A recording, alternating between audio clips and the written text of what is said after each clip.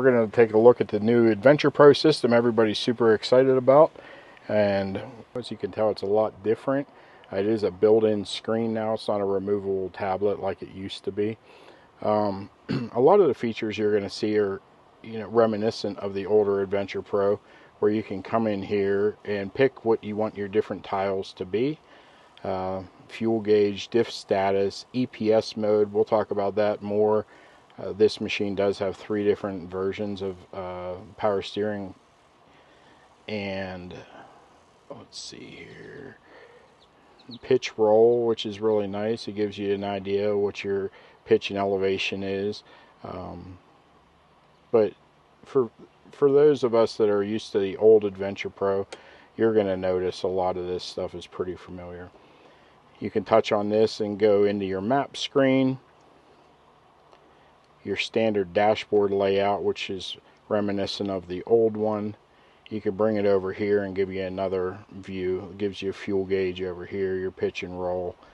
And obviously anytime you want to get in on that map, completely, you can move it around, find where you are, zoom in, zoom out. It is going to have trails in here. Some of the trails, national parks and some riding areas are already loaded in here.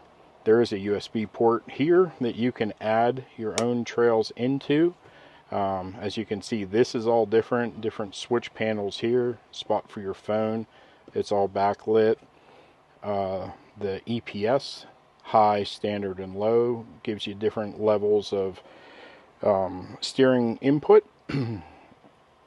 We do have more switch spots on this than we did on the other ones. But getting back into the Adventure Pro, is set up already for the Bluetooth stereo. This does have a full MTX stereo system in it, and it's all integrated through here.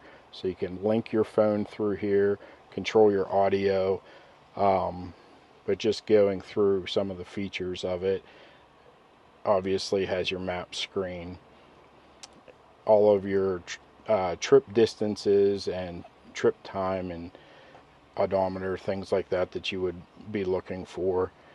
Different drive modes. So when you go from that one-wheel drive to two-wheel drive, and then you add in the front, and then when you lock that front diff, it's going to show you all in here, which is really cool. We don't have a phone connected, but this is where you would control your music. Great thing about this machine, this one doesn't have it installed, but rear view camera can be installed on it, and you would see it here. Now, great thing about it is it has guidelines, so when you put the machine in reverse, it's going to give you your rear view camera with the guidelines, and at any time driving, you can just hit that button, and it will show you what's behind you. Now, right here, if you touch on it, it's going to tell you the front camera is not installed. Front camera is not available from Yamaha yet, but it is a future development that they are bringing out. So look for that here in the coming months. When you go into your settings, you can go through all of your typical things that you would see in the Adventure Pro. But the thing that just stands out to me is just how intuitive it is. It's instant. When you turn the machine off and on, it's just right there. There's no delay in the startup like there is with the old Adventure Pro. Sometimes it would take a long time to get it started up. Just everything that you touch is just super quick and intuitive. There's no lagging. And they tell us that you can update it through the USB. So, it's not going to be something that's going to be out of date, a couple months down the road. I think they hit it out of the park with this one. I like that they kept all the data tiles that, the old Adventure Pro had. That was a big thing, a big draw for a lot of people. But they fixed a lot of the places that they clearly knew they needed improved.